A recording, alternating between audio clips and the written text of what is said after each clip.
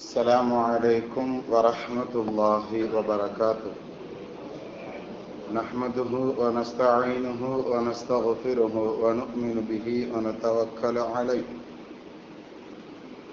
ونعوذ بالله من شرور أنفسنا ومن سيئات أعمالنا. من يهده الله فلا مضل له ومن يضلله فلا هادي له. ونشهد أن لا إله إلا الله وحده لا شريك له ونشهد أن سيدنا مولانا محمدا عبده ورسوله. قال الله تعالى في القرآن العظيم والفرقان المجيد: أعوذ بالله من الشيطان الرجيم. بفضل بسم الله الرحمن الرحيم. وأوحينا إلى أم موسى أن أرضعيه فإذا خفت عليه فألقيه في اليم ولا تخافي ولا تحزني إنا رادوه إليك وجاعلوه من المرسلين. قال نبينا صلى الله عليه وسلم: لهما أجران، أجر القرابة وأجر الصدقة، أو كما قال عليه الصلاة والسلام وتسليم. صدق الله المولانا العلي العظيم. صدق النبي صلى الله عليه وسلم. رب اشرح لي صدري ويسر لي أمري واحلل عقدة من لساني يفقهوا قولي. سبحانك لا علم لنا إلا ما علمتنا إنك أنت العليم الحكيم. புகழ் அனைத்தும் அல்லாஹ்வுக்கே சொந்தம். இருளக தலைவரும் பெருமானார் ரசூலை கரீம் ஸல்லல்லாஹு அலைஹி வஸல்லம் அவர்கள் மீதும் அவர்களை பின்பற்றிய சஹாபாக்கள், தாபியீன்கள், தபா தாபியீன்கள், இமாம்கள், அவுலியாக்கள், ஷஹதாக்கள், நாதாக்கள், சாலிஹீன்கள், குறிப்பாக இங்கு அமர்ந்திருக்கக்கூடிய நம் அனைவர்களின் மீதும், முஃமினான முஸ்லிமான ஆண் பெண் அனைவர்களின் மீதும் அல்லாஹ்வுடைய சாந்தியும் சமாதானமும் அன்பும் அருளும் பாதுகாப்பும் என்னென்றும் உண்டாவதாக. ஆமீன். அல்லாஹ்தாலா நம் அனைவர்களை நோயற்றவர்களாக ஆக்கி அருள் புரிவானாக. அதனை நினைத்து வாழக்கூடிய நல்ல முஃமின்களாக நம் அனைவர்களையும் கபூல் செய்வானாக. நல்ல மனைவி மக்களை நசீபாக்கி தருவானாக. ஆஸ்பத்திரிகளினுடைய செலவுகள் சிரமங்களை விட்டு அல்லாஹ் காத்தருள் புரிவானாக. வாழும் காலமெல்லாம் முழு ஆஃபியத்தோடு சலாமத்தான முறையில் நின்று ருக்கூ செய்து சஜ்தா செய்து அவனுடைய இபாதாத்துகள் அனைத்தையும் கடன் இல்லாமல் நிறைவேற்றக்கூடிய, மௌத் வரைக்கும் நிறைவேற்றக்கூடிய முழு ஆபியவான்களாக நம் அனைவர்களையும் அல்லாஹ் கபூல் செய்வானாக. பிஹக்கி சய்யிதினா வ ஆலி சய்யிதினா முஹம்மதின் ஸல்லல்லாஹு அலைஹி வஸல்லம். 1446 ஹிஜ்ரி ஆண்டு இது. பிறை 24 4வது ஜும்மாவிலே நாம் அமர்ந்திருக்கிறோம். இந்த ரஜபனுடைய மாதத்தின் அனைத்து நலவுகளையும் அடைந்து கொண்ட நல்லவர்களாக நம் அனைவர்களையும் அல்லாஹ் கபூல் செய்வானாக. கண்ணியமானவர்களே,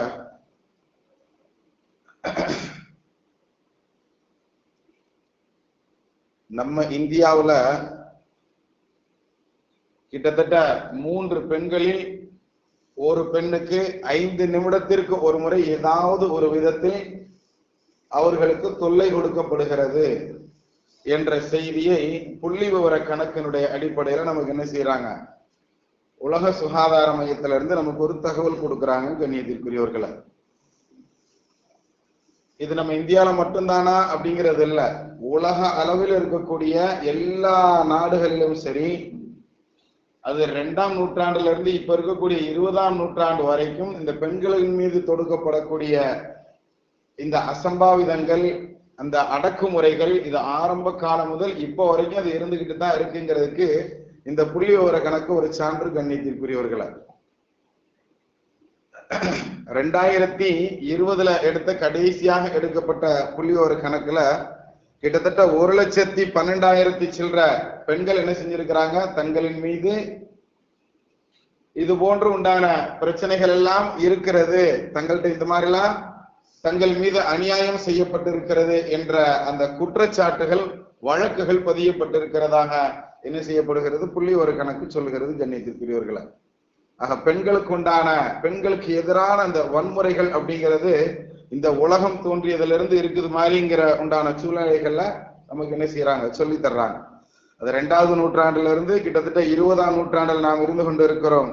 அப்பையும் கூட இந்த பிரச்சனைகள் குறைந்த பாடில்லை. கண்ணியத்திற்குரியவர்களை, இப்ப சமீப காலங்கள்ல எடுத்துக்கிட்டோம் அப்படின்னு சொன்னா, இது 21ஆம் நூற்றாண்டுன்னு சொல்றாங்க இல்லையா, சமீப காலமாக நாங்க எடுத்துக்கிட்டோம்னு சொன்னா, பெண்களுக்கு வெளிரங்கத்திலிருந்து எப்படி தொல்லைகள் எந்த அளவுக்கு கொடுக்க முடியுமோ அதெல்லாம் கொடுத்து இப்ப மனதளவில் அவர்களை பாதிக்கக்கூடிய விஷயங்களை எல்லாம் என்ன செய்யறாங்க, நிறைய பரப்புகிறார்கள். இப்ப மனதளவில் பெண்கள் கஷ்டப்படும் பொழுது, பெண்கள் துன்பப்படும் பொழுது, அப்ப அந்த விஷயம் அது சம்பந்தமான சில செய்திகள் நமக்கு மத்தியில இன்னைக்கு இன்ஷா அல்லாஹ் முதாக்கராவாக எடுத்திருக்கிறோம். ஏன் அப்படின்னு சொன்னா, ஜனவரி மாதத்தினுடைய 24வது தேதி அப்படிங்கிறது பெண் பிள்ளைகளுடைய தினமாக நமது இந்தியாவில் அனுசரிக்கப்பட்டு கொண்டிருக்கிற காரணத்தினால அது பெண்கள் சம்பந்தமான சில செய்திகள், அதுவும் அவர்கள் கவலையுறக்கூடிய நேரங்களில் அந்த பெண்கள் கவலைப்படும் பொழுது அவர்களுடைய கவலை எவ்வளவு பெரிய தாக்கத்தை ஏற்படுத்தும் என்பது சம்பந்தமான சில செய்திகளை இன்ஷா அல்லாஹ் நாம பார்க்கலாம். அல்லாஹ் அமல் செய்யக்கூடிய பாக்கியவான்களில் நம்மை கபூல் செய்வானாக. நல்லதை சொல்வதற்கும் அமல் செய்வதற்கு உண்டான பாக்கியவான்களில் நம்மை பொருந்திக் கொள்வானாக. கண்ணியமானவர்களை, பெண்கள் சம்பந்தமான ஏகப்பட்ட விஷயங்கள் குர்ஆன் ஷரீஃப்ல அதிகமாக நமக்கு காண கிடைக்கும். மூசா அலைஹிஸ்ஸலாம் அவர்களுடைய தாயாரை பற்றி அல்லாஹ் குர்ஆன் ஷரீஃப்ல சொல்லுவான். பெரும்பகுதி நபிமார்களுக்கு மட்டுமே இருக்கக்கூடிய ஒரு பெரிய சிறப்பு அந்த அம்மாக்கு அல்லாஹ் தஆலா கொடுத்திருக்கிறான். வஹி வருதல் அப்படிங்கக்கூடிய இறைவனுடைய தொடர்பு ஏற்படுதல் அப்படிங்கக்கூடிய அந்த தொடர்புல பிரதானமான ஒரு விஷயம் வஹி வருதல் அப்படிங்கிறது தான். அந்த வஹிய நாம என்ன செஞ்சோம், மூசா நபியினுடைய தாயாருக்கு சொன்னோம் அப்படிங்கிற செய்தி அல்லாஹ் சொல்றான். வஹைனா இலா உம்மி மூசா. சில இடங்கள்ல சொல்லப்படக்கூடிய விஷயத்தினுடைய முக்கியத்துவத்தை உணர்த்துவதற்காக இது போன்று அல்லாஹ் சொல்லுவான். தேனியை பத்தி சொல்லும் போது அல்லாஹ் சொல்லுவான், தேனிக்கு நாம வஹி இறக்கணும்னு சொல்லுவான் அல்லாஹ். தேனி உயர்ந்த பார்க்கறதுக்கு சின்ன பிராணியாக இருந்தாலும் அது உயர்வான குணமுடையது, மக்களுக்கு நிறைய பிரயோஜனம் தரக்கூடியது அப்படிங்கிறத உணர்த்து முகமாக அல்லாஹ் தஆலா என்ன செய்யறான், தேனிய உயர்வுபடுத்தி சொல்றதுக்காக நாம தேனிக்கு கூட வகை கொடுத்திருக்கிறோம். ஆனால் மனிதர்களாகிய மற்ற எல்லாருக்கும் கிடைக்குதா என்னது, நபிமார்களை தவிர ரசூல்மார்களை தவிர வேற எந்த ஜீவன்களுக்கும் அது கிடைக்க வாய்ப்பில்லை. ஏன்னா வகை அப்படிங்கிறது அவ்வளவு பெரிய பாக்கியமான விஷயம். அல்ல ஒரு சில வழிகள்ல சில நல்லவங்களுக்கு என்ன செய்யறான், வகையினுடைய சில விஷயங்கள் சில சாராம்சங்கள்லாம் கிடைக்கும். அதுலதான் ஒண்ணு கனவுன்னு நான் சொல்லியிருக்கிறேன். கிட்டத்தட்ட 45 வழிகளுக்கும் மேலாக வகை வரும். அதுல ஒரு வழி கனவு. என்னுடைய நபித்துவம் முடிந்து விட்டாலும், நான் இறந்து போய்விட்டாலும் அந்த வகையினுடைய தொடர்பு மட்டும் உலகத்துல இருந்து போகாது. அது நல்லவர்களிடத்துல அல்லாஹ் கனவு மூலம் அந்த விஷயத்தை வச்சிருக்கிறாங்கிறத நபி ஸல்லல்லாஹு அலைஹி வஸல்லம் சொல்லி கொடுத்திருக்கிறாங்கிறதுனால கனவின் மூலம் அப்படிங்கிற அந்த வகை நமக்கு என்ன செய்யலாம், ஏற்படலாமே தவிர டைரக்டாக வஹி அப்படிங்கக்கூடிய அந்த விஷயம் இருக்குது பாருங்க, அது சில விஷயங்களை உயர்த்துவதற்காக அல்லாஹ் சொல்லுவாங்க. அந்த அடிப்படையில் மூசா நபியினுடைய தாயாரை பத்தி அல்லாஹ் சொல்றான், நாம அவங்களுக்கு உம்மு மூசாக்கு நாம என்ன செஞ்சோம், வஹி அறிவித்தோம். எப்படி வஹி அறிவித்தோம், அந்த குழந்தைக்கு நல்லா பாலை கொடுங்க, பயமா இருந்துச்சு இந்த குழந்தைய வளர்க்கறதுக்கு உங்களுக்கு பயமாக இருந்தால் இந்த மாதிரி அமைப்புல நீங்க என்ன செய்யுங்க, கடல்ல விட்டுருங்க, நதியில விட்டுருங்க, அது யார்கிட்ட போகணுமோ அங்க போய் சேரும். அந்த குழந்தைக்கும் எதிரி, உனக்கும் எதிரி, எனக்கும் எதிரியான ஒரு ஆள் எடுத்து அந்த குழந்தைய வளர்ப்பாங்கிற செய்தி எல்லாம் அல்ல அடுக்கடுக்காக அந்த வசனத்தினுடைய தொடர்ச்சிகள்ல சொல்லி தருவான். கண்ணியத்திற்குரியவர்களை, அந்த விஷயத்தை பத்தி அல்லாஹ் சொல்லும் போது அந்த வசனத்துல அல்லாஹ் சொல்லக்கூடிய ஒரு வார்த்தை, வலா தகாஃபி வலா தஹ்சனி. தாயே நீ பயப்படாத, நீ கவலைப்படாத, அந்த குழந்தையை பாதுகாக்கிறது நம்ம பொறுப்பு, நீ தைரியமா தண்ணீரை விடுன்னு சொல்லி அல்லாஹ் சொல்ற. அப்ப பெண்களுடைய கவலை அது பிள்ளைகளின் மீது வரும் பொழுது அந்த பிள்ளைகளை அல்லாஹ் எப்படி பாதுகாக்கிறான் என்பதற்கு அந்த முழு உதாரணம் நபி ஸல்லல்லாஹு மூசா நபியினுடைய அந்த முழு வளர்ப்பும், அவர்கள் எப்படி வாழ்ந்தார்கள், அவங்க ஏழை குடும்பத்துல பிறந்திருந்தாலும் ராஜ சிம்மாசனத்துல உட்கார்ந்து வளர்க்கப்பட்டார்கள் அப்படிங்கிறத நம்ம பார்க்கிறோமா இல்லையா? அது அல்லாஹ்வுடைய ஒரு பெரிய இது. இவ்வளவு பெரிய பாதுகாப்பு எங்கிருந்து கிடைத்தது, அந்த தாயினுடைய கவலையின் காரணத்தினால் அல்லாஹ் தஆலா என்ன செஞ்சான், அதுக்கு பிறந்த குழந்தையை கொடுக்கிறோமே, அந்த குழந்தைக்கு எப்படி பால் கொடுக்கிறது, நம்மளால பால் கொடுக்க முடியலையேங்கிற அந்த கவலைக்கு அல்லாஹ் என்ன செஞ்சான், 2 நாளுக்கு உள்ளாகவே அந்த குழந்தைய என்ன செஞ்சான், திரும்ப அந்த தாயினுடைய கரத்திலேயே திரும்ப கொண்டு வந்து ஒப்படைச்சு அந்த தாயிட்ட மட்டும் பால் குடிக்கக்கூடிய பிள்ளையாக அந்த பிள்ளையை ஆக்கணுங்கிறத நம்ம வரலாறுகள்ல பார்க்கிறோம். அடுத்தடுத்த வசனங்களையும் அல்லாஹ் தஆலா அதை தெளிவுபடுத்துவான். கண்ணியத்திற்குரியவர்களை, ஆக ஒரு பெண்ணினுடைய கவலை, அந்த கவலை எது சார்ந்து இருக்கிறதோ அந்த கவலையை அல்லாஹ் தஆலா உடனே நிவர்த்தி செய்வான் அப்படிங்கிறதுக்கு, அந்த கவலை உண்மையாக இருந்தால் அந்த கவலை அல்லாஹ் சரியான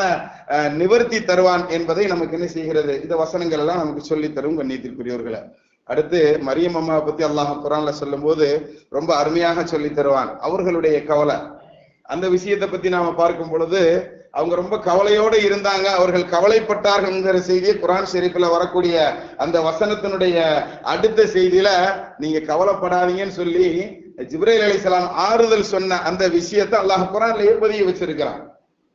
ஜிப்ரீல் அலைஹிஸ்ஸலாம்ங்கிறவங்க நபிமார்களோடு மட்டுமே தொடர்பில் உள்ளவர்கள். பெண்கள் அப்படிங்கிறவங்க, பெண்கள்ல யாரும் நபிமார்கள் கிடையாது.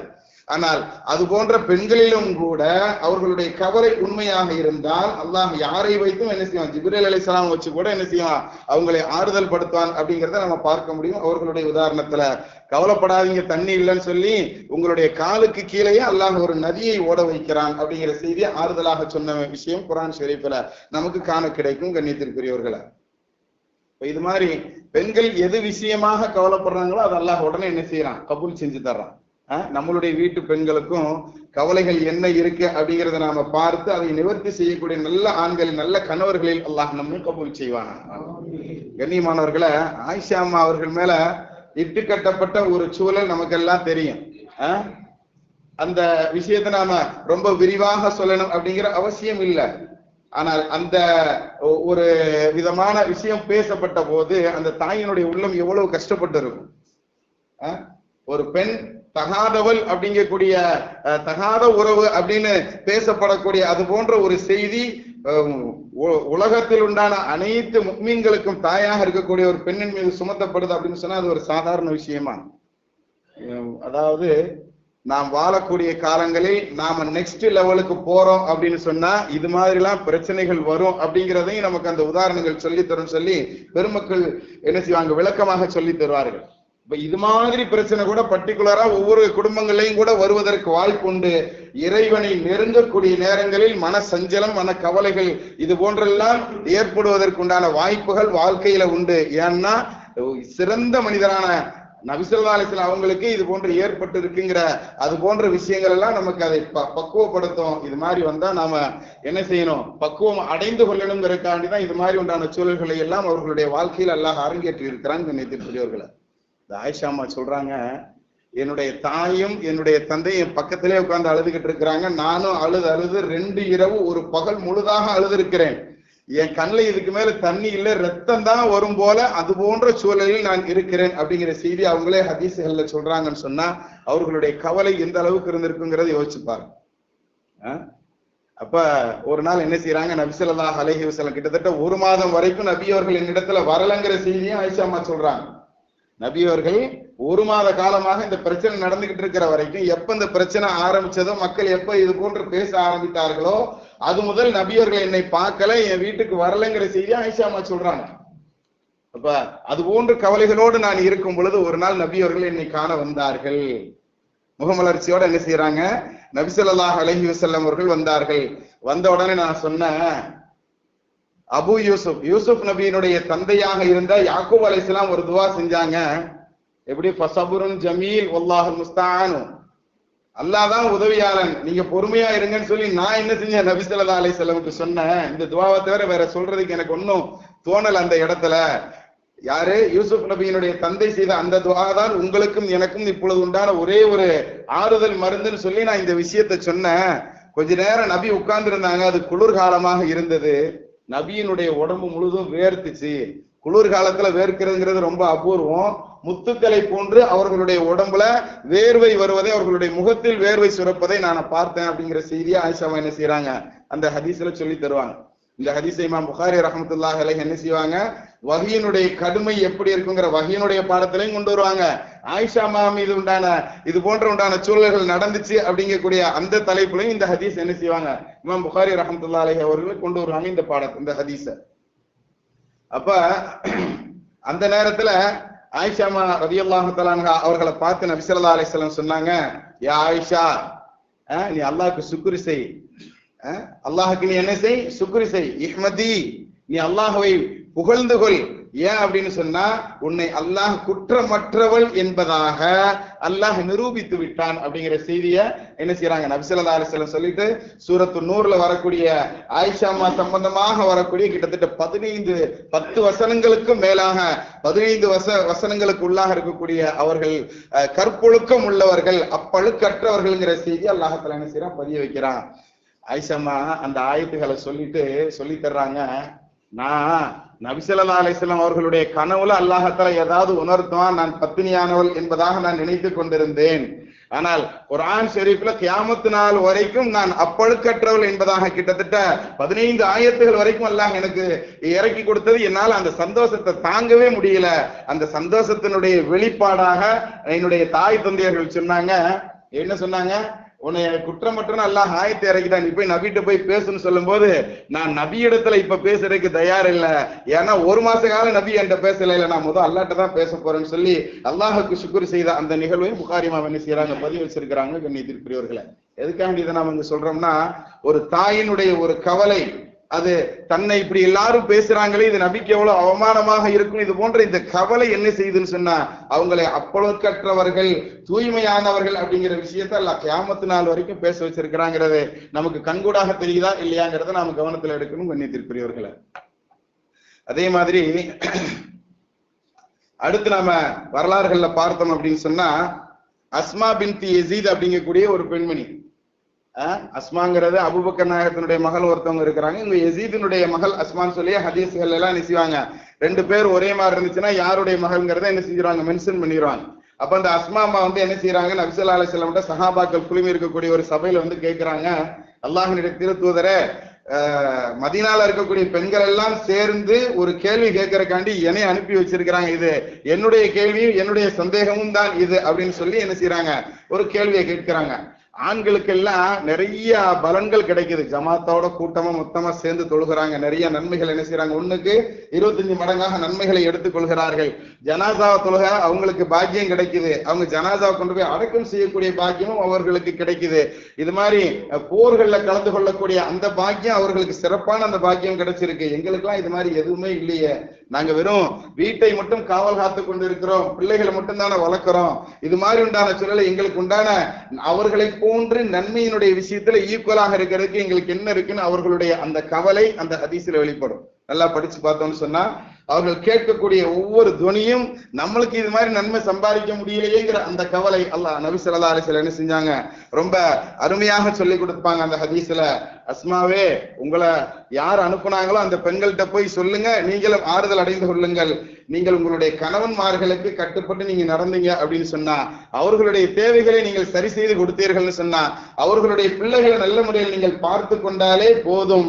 இவங்க ஜமாத்தோட தொழுகக்கூடிய அந்த நன்மைகள், இவங்க போர்ல போய் கிடைக்கக்கூடிய அந்த நன்மைகள், ஒரு ஜனாசாவை அடக்கம் செய்யறதுக்கு உண்டான 2 கீராத் 2 உஹது மலை அளவுக்கு உண்டான அது போன்ற நன்மைகள் எல்லாம் நீங்க வீட்டுல இருந்தே சம்பாரிச்சுக்கிடலாங்கிற செய்தியை நபி ஸல்லல்லாஹு அலைஹி வஸல்லம் சந்தோஷமாக சொன்ன நிகழ்வை நாம் பார்க்கிறோம்.